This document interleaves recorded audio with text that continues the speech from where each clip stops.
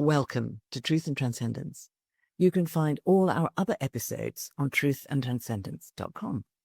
Today, I'm delighted to welcome special guest Catia Batalha, who is joining me from New Zealand, where it's 11 o'clock at night over there. So I'm extremely grateful to her for staying up for this. You can find Catia at catiabatalha.org, which is CATIABATALHA.org. And if you go / echoes echo,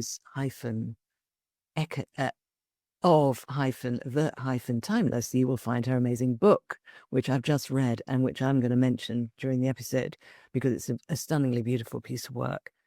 Catia is a psychotherapist, holistic coach, a yoga, philosophy, and psychology teacher, an author, a mystic. She's devoted to guiding souls on their journey of awakening, healing, and self-discovery. She has spent much of her life immersed in the holistic philosophies and traditions of the East and the psychological sciences of the West. And Catia's book, which you can see on the shelf behind me, is an extraordinary tale of a journey through exploring many of these things, but weaving it back constantly to personal lived experience and actual personal reflection and consideration of what works and what doesn't work for that individual person. So if you are inspired by this conversation today, please do get the book. It's a beautiful read. So Catia, thank you so much for coming on the show. Hi, Catherine. Thank you so much for having me and for that lovely introduction. I'm very excited to be on your show. Fantastic. So we had a lovely conversation in the pre-call, although I feel I know you even deeper now, having read your lovely book.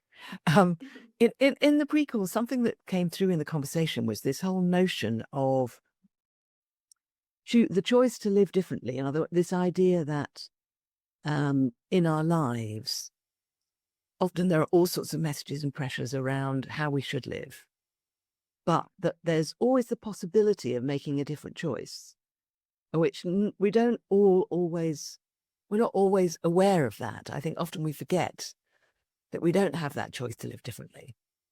And actually, I will just say, before you even respond to that, I think most of us have even forgotten that the way that everyone thinks is normal to behave was actually not the way normal to behave and live in our lives. You know, we think it's like the Christmas tree. We think the Christmas tree is something that's always been a tradition for millions of years. No, it's only been a tradition for a couple of hundred years, if that. You know, and yet we think it's a timeless thing. So this theme of the choice to live differently, has this been a theme that's been with you your whole life, or is this something that has been more recent for you?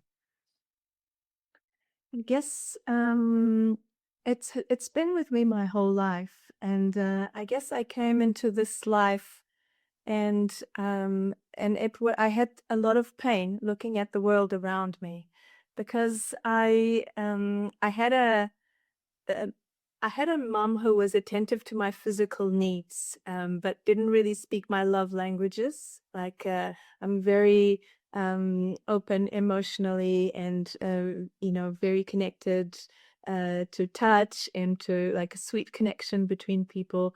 That wasn't really my mom. My mom she was making sure that I had everything I needed on a physical level. And the person who had that sweetness and that affection was my dad. But my dad had a job that he was often away for long periods of time, sometimes weeks at a time. And I felt very, very sad, very lonely. And in me, I could have given into that. I could have just become depressed and become disconnected because that was easier. And in that moment, not even consciously, because I was a child, but there was something in my soul that wasn't okay to choose that path of abandoning myself. And so I chose to not give up on love. And instead, I prioritized love. And love became everything to me. You know, the pursuit of having loving connections became my whole life. And um, and then more challenges came with that. Then when I was maybe 14, I found a partner that in theory, for a 14-year-old, I thought he loved me more than anything. And I felt super connected to him, and he told me I was his whole life, and I could feel it. What I couldn't really realize at the time was that he was controlling and obsessive and a whole range of other things, including compulsive liar and all sorts of things. I just wanted to have that love, but instead what I had was oppression, which I was told was what love was. Because my parents were also controlling, so that just felt natural to me. You just control the people you love. And so I could have, again, went along with that and just become a prisoner of that. But instead, what that created in me was this deep longing for freedom. And so there was something in my soul that was like, I can't settle for being a prisoner, someone's prisoner in life. Like, I need freedom. And so that became a huge value for me. So then we had love and freedom. And then as a result of this relationship, which was abusive, and it was sexually abusive and all sorts of things, emotionally abusive, my body started giving me signs that that was not okay. There was something wrong, even though I couldn't hear it. I couldn't hear that that was not going to be the love of my life, or that wasn't a healthy relationship. There was no way that I could hear any of that. But my body started giving me signs. It started becoming ill. It developed a chronic disease, an autoimmune disease called urticaria, which is now I understand a symptom of sexual abuse amongst other things. But anyway, I was just feeling this, that my body was just not working well. And because it was not working well, it set me on a path of healing. But again, I could have just gone with, okay, well, I can't do anything. I was told by doctors that that disease had no cure. So you just can't do anything about it. Take some medication, which doesn't even work for more than a few weeks at a time. I could have just believed that. But again, something deep in me was telling me, this can't be it. This can't be life. And it can't be my life. There's got to be something deeper in life. And I don't know if that's stubbornness or what it is, but I just couldn't settle for something that wasn't aligned with me. And so I started researching this disease, and later in life, I did a psychotherapy degree. And in that degree, I understood what the reasons for urticaria were, and there's psychosomatic, very much emotional things happening through the body. And I went through this whole healing process. And because of that, I've overcome that disease many years ago. And it healed a whole lot of other things in my body, and health became a priority.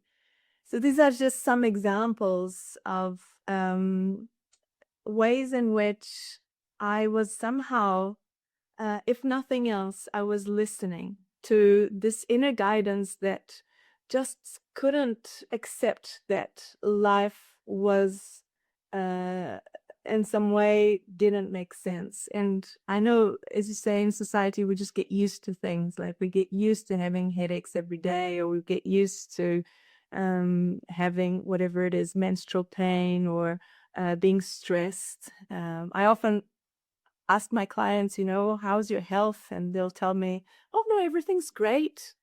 I'm like, okay. Do you ever have any headaches? Oh, yes, every day I have headaches. Okay. What about digestive problems? Oh, yeah, my gut really doesn't work. So we just get used to these things. And I don't really believe that we should. And I believe that our body is trying to tell us something. It's meant to be healthy. And if it's not, it's because something in our life is meant to change. And the problem is, for a lot of people, they've stopped listening. And that inner guidance becomes quieter and quieter. And then we end up having lives that are not aligned anymore. Does that make sense? Yeah, absolutely beautiful. Thank you. I mean, something that strikes me in that is that it sounds like you, like almost automatically, responded to these difficult situations by then emphasizing the actual core point of leverage in the situation. Because somebody could look at any of those situations you described and come up with multiple different things that you could choose to work on. But you just went straight for the thing that was the most important thing. And now that's really impressive. I mean, do you have any idea why or how it was that you were able to do that, or that was your natural tendency? Have you ever asked yourself that question? Um, I don't know. It wasn't always this strong in me. Like now I've spent many years strengthening that inner guidance and that intuition. But when I was maybe 11, 12 years old, I was ready to give up on life. I had a plan and I was going forward with it. And I just didn't see the point in it and I didn't have any hope. So it hasn't always been that obvious that that's what I was doing. And I was often close to giving up. But I guess the synchronicities of the universe helped, something, whether you call it, I don't know if it's the ancestors helping or some positive forces that exist in the world or whatever it is. It came through at the right times when I was really ready to give up. And um, and often when now I can look back and see, okay, this happened and I chose that, and that happened and I chose the other. But when it was happening, I just felt really destroyed. I just felt this horrible pain, and it felt like senseless pain. Like it made no sense. And I guess in my late 20s, I found the path of yoga, and not the postures as we know yoga in the West, but there's this entire universe of teachings and wisdom and tools and techniques around yoga and tantra, which now brought that spirituality into my life, and I can understand life as a big puzzle that needed those circumstances that I've experienced in the past. But as I was experiencing them and I didn't know any of this, it just felt like purposeless pain. It just felt like suffering. I went into a world of alcohol, numbness, drinking, all the things that are just coping mechanisms. So it did take me quite a while to figure it out.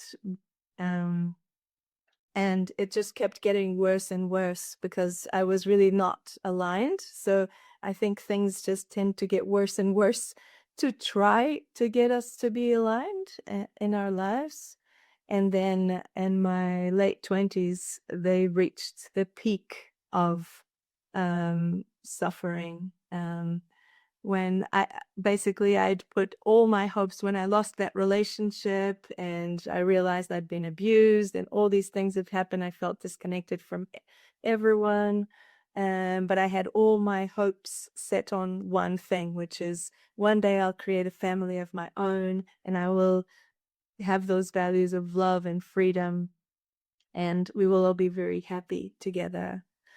And I put all my hopes into that. And when that moment came and I became pregnant and I started to connect with that, and I was just ecstatically happy.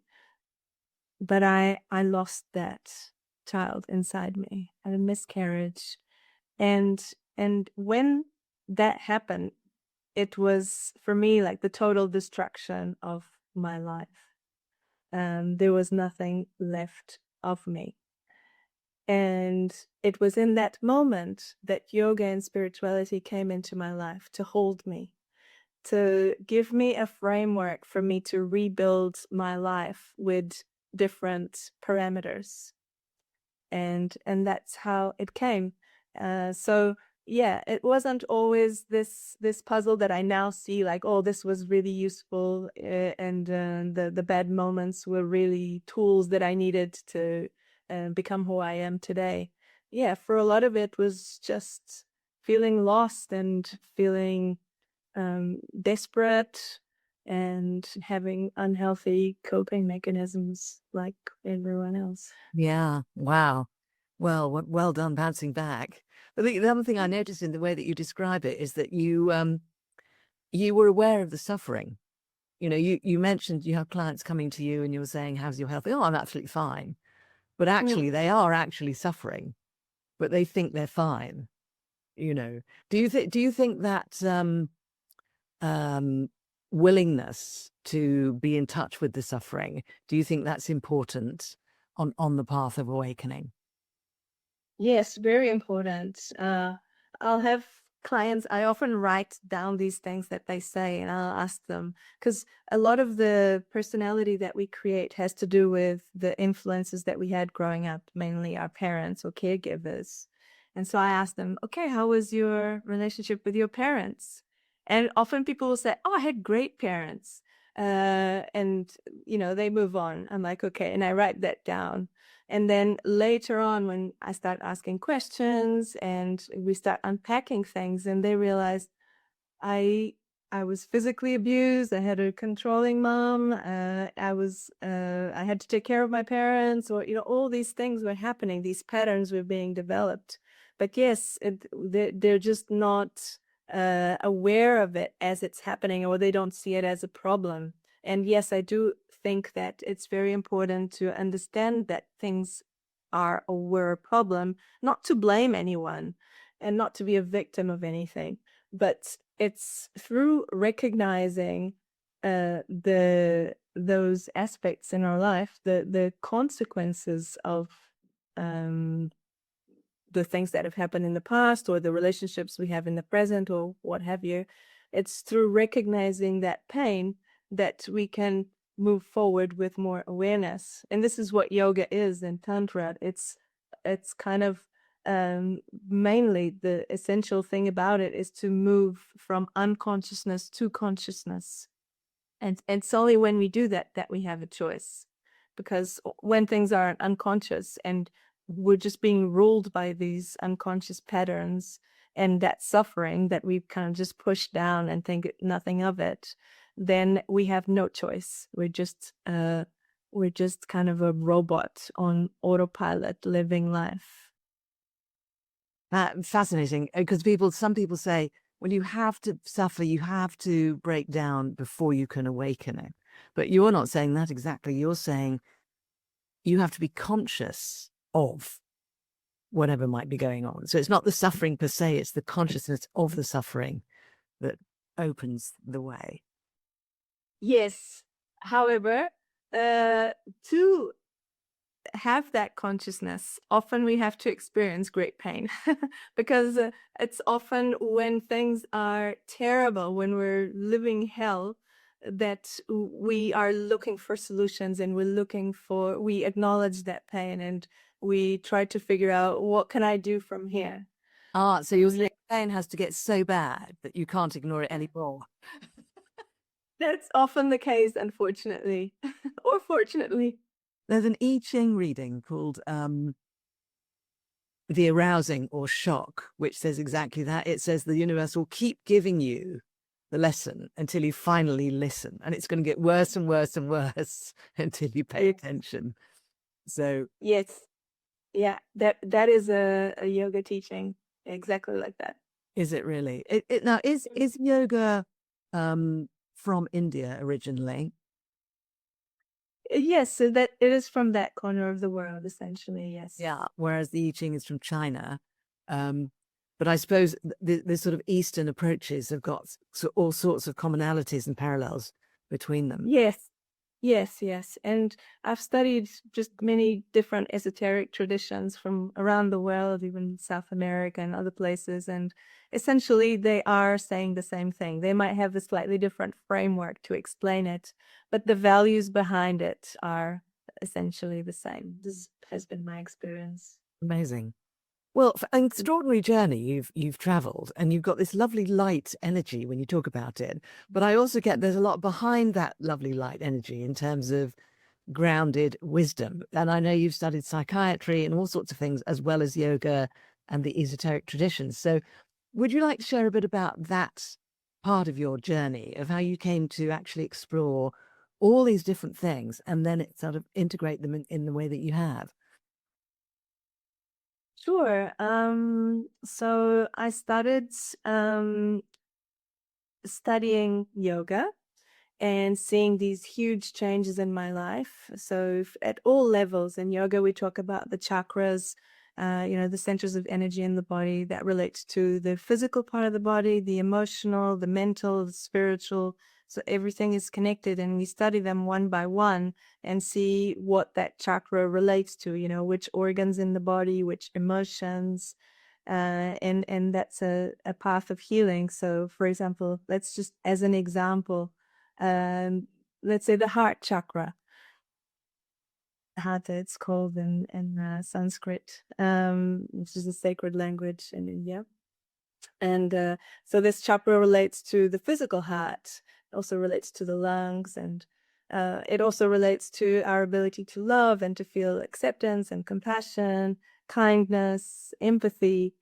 And it relates to that feeling of feeling connected to the other and altruism and going beyond the ego, and to a mental space that is calmer than the lower chakras that are more about ego. And it's very much a connection with the soul as well, because when our heart space is activated, then we are much more available for the soul to shine through. So, and this is just one example of a chakra. And if this chakra is not working well, it's not the ability to love is compromised, or to give love, or to receive love, or to feel acceptance and compassion, all these qualities. So in yoga, we went through a process of going chakra by chakra.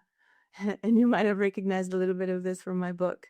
But anyway, so, and healing those aspects of that chakra and those energies and those parts of the body.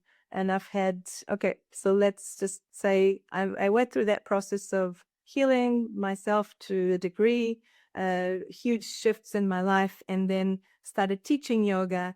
And when I did, I started seeing those same changes in my students. And an example of that with the heart chakra is I had a student who had a serious heart condition, that one of those that you need heart surgery, or there's no hope, etc. We went through less than a year of yoga course, and by the end of that year, he had no heart problems anymore. So it was all about that healing that was needed and understanding where that was coming from, and that was a symptom of uh, um, a daughter that he no longer spoke to. Everything was connected in a way that he started discovering that. So I started seeing these shifts in my students, and thinking, oh my God, like I have to somehow share this with the world, but how am I going to share this? And then I thought, I'll change my career and I'll learn psychotherapy, and then I can merge those two worlds, the world of psychology and Western science, and the world of Eastern esoteric wisdom and holistic wisdom. And so in psychotherapy, many things were not holistic in the way that I've studied it.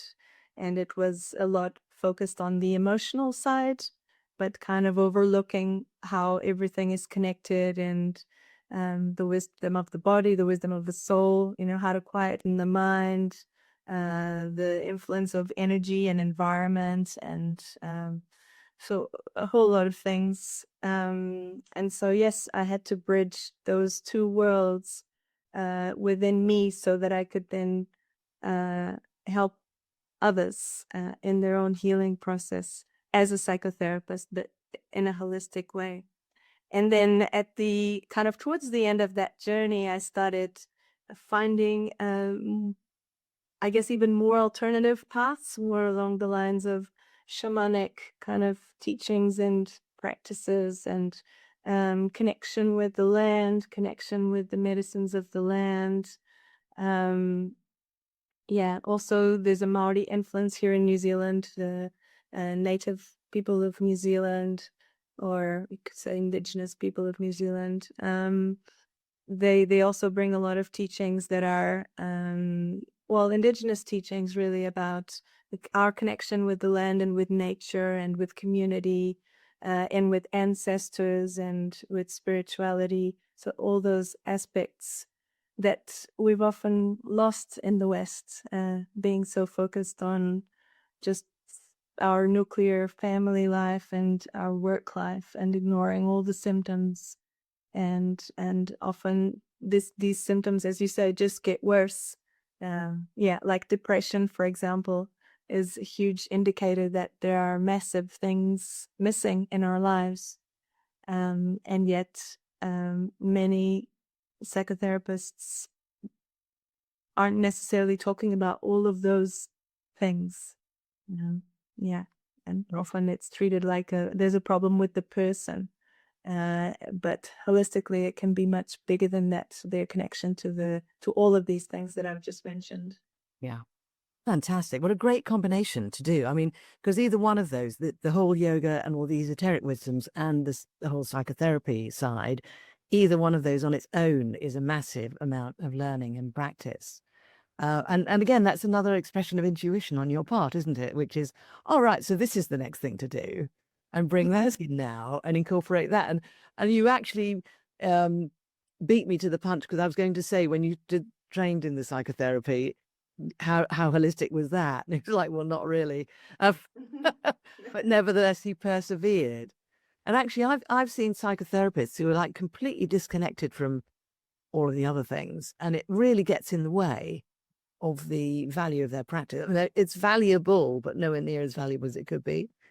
And equally, I've seen people who've worked with spirituality and yoga and so forth with no understanding about psychology, and some of them just, it's not as grounded as it could be. So I can see a combination's really powerful. And it can actually be a big problem when these other factors are ignored. Something I find very important in someone's healing process is what I call shadow work and light work. Shadow work is what we naturally do in psychotherapy, looking into the issues, the traumas, the patterns, the unhealthy relationships, and all that, to see what, let's say, I say that everyone is the sun, but sometimes we're surrounded by clouds, so we can't see our own light. And so often in psychotherapy, there's this training of, let's look at the clouds. And that's great, because we do need to see what's getting in the way of us shining. However, that's the shadow work, but we also need the light work, meaning we need to know what that sun looks like. There's a level of guidance that's needed for the person to understand, this is who I am. Like, I am an embodied soul who has a soul journey and came to this life with something to offer, and I have gifts that I'm not connected to and potential to awaken.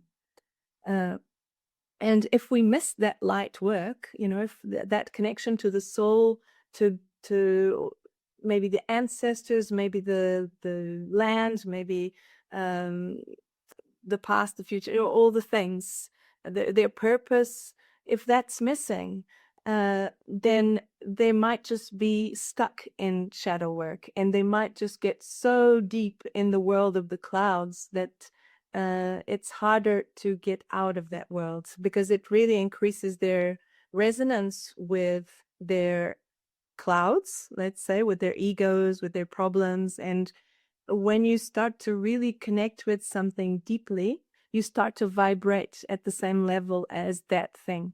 You start to become one with that thing, if you like.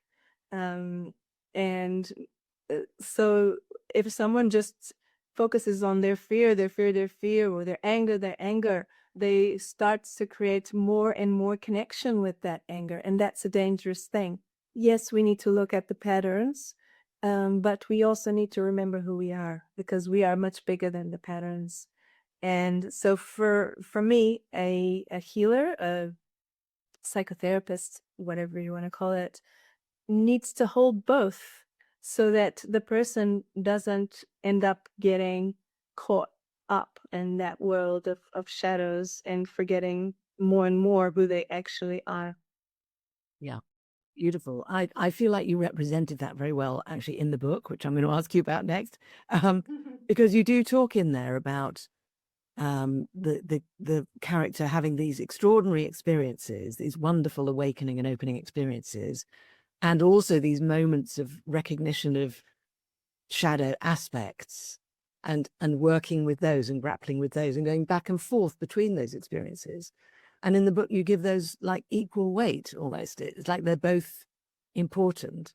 And the character discusses all of it with, their partner and their friend as they go along. It's all discussed. It's all just as important as everything else.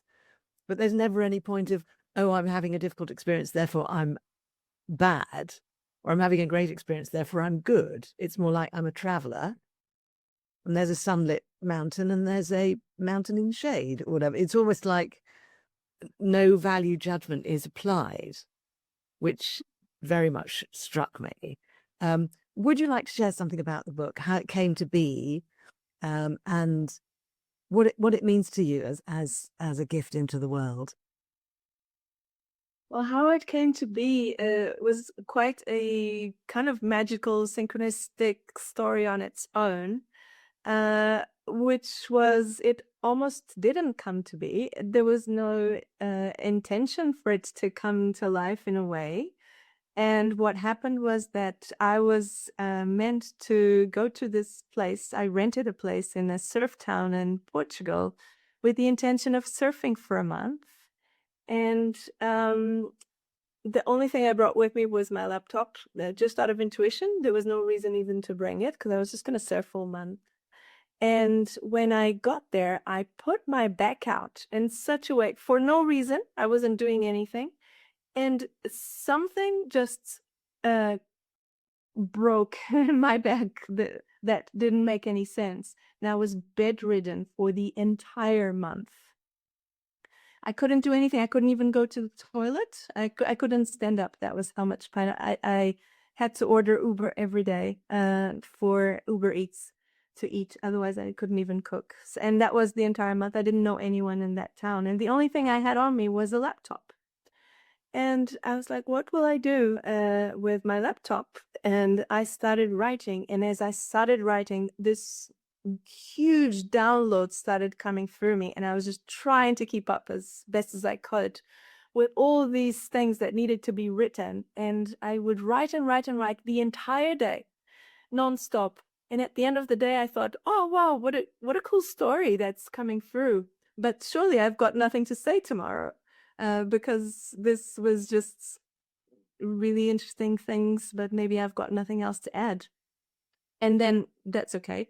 The next day I would wake up and a huge download would come again.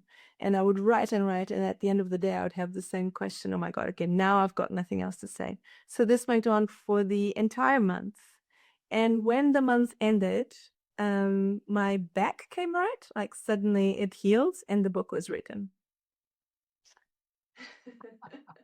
Wow. So that's Well, the story.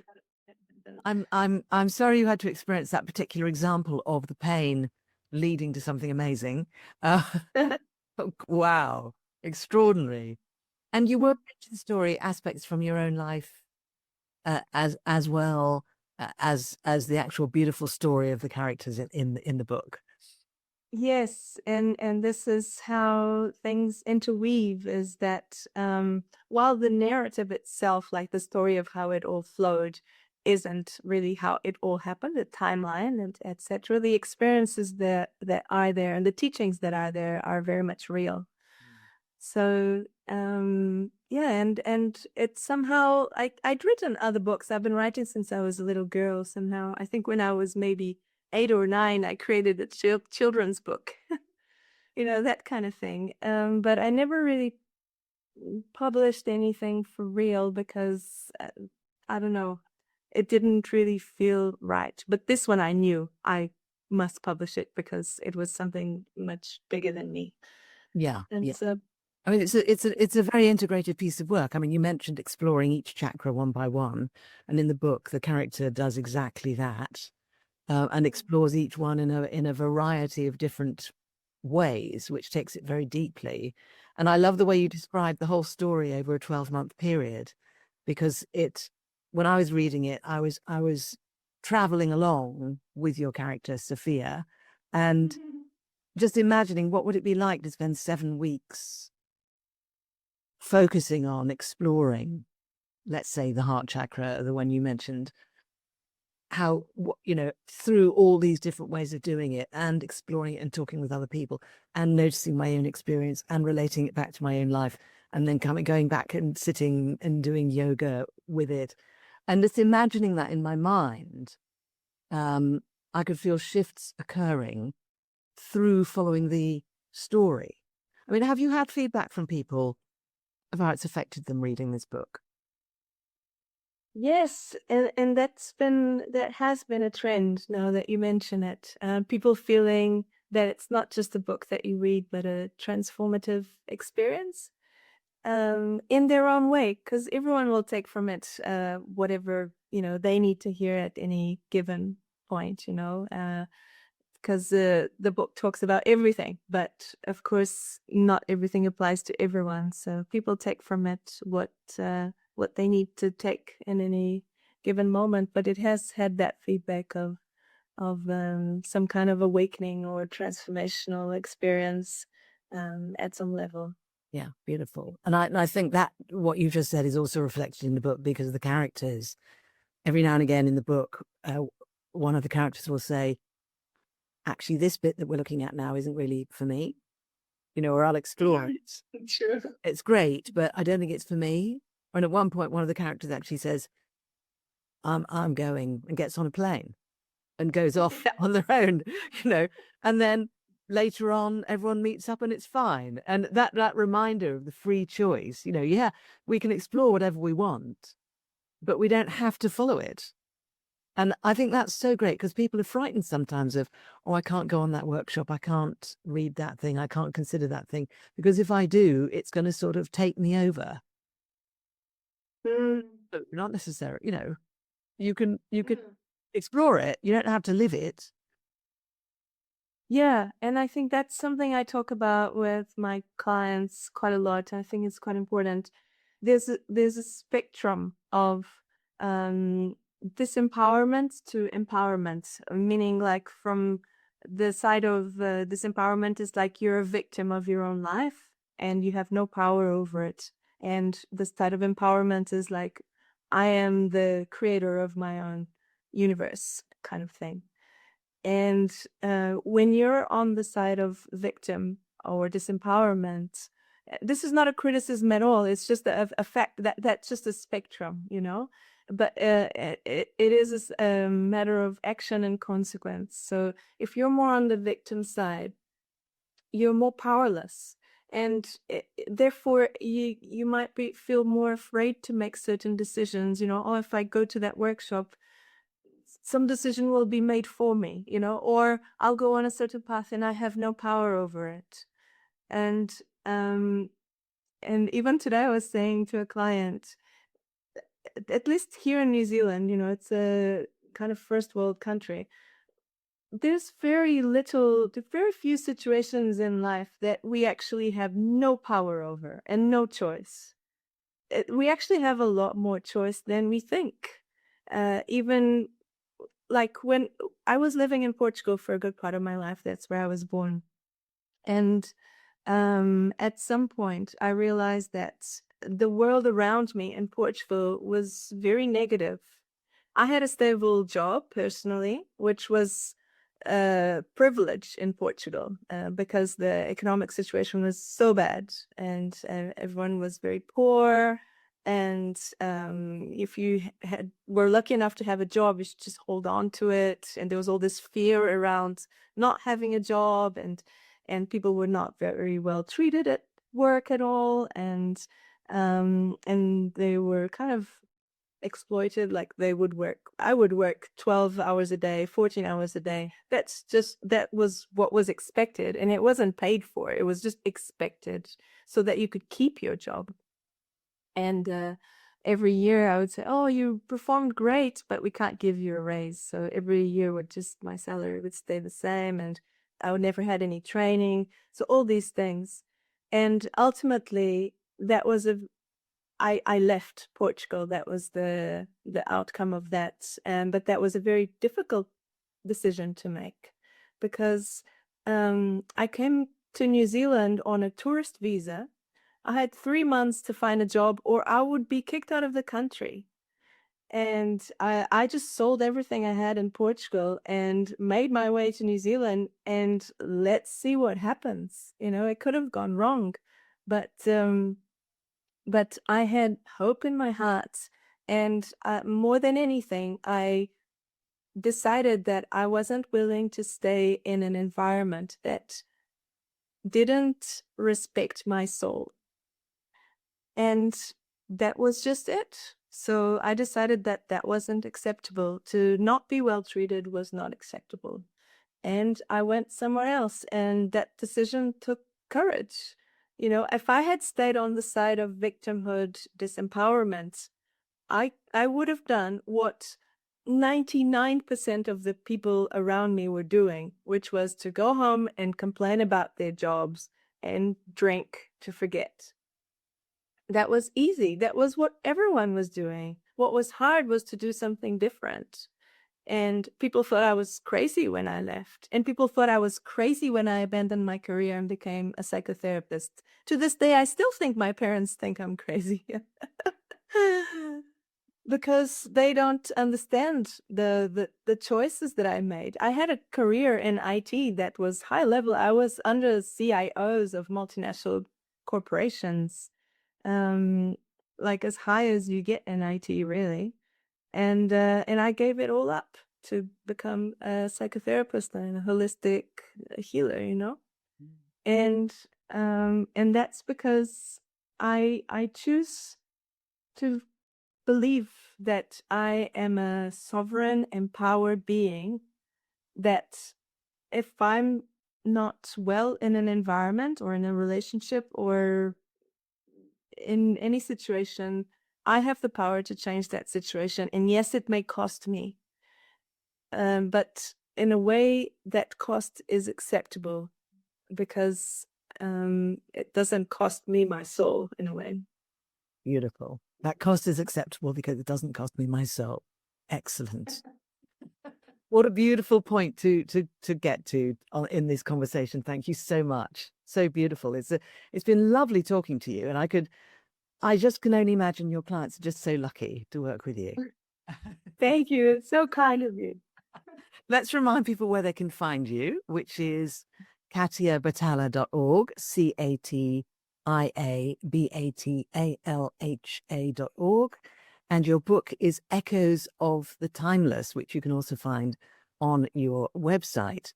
So we've talked about an awful lot today, Catia, as I thought we probably would. Has there been a favourite part of conversation for you today?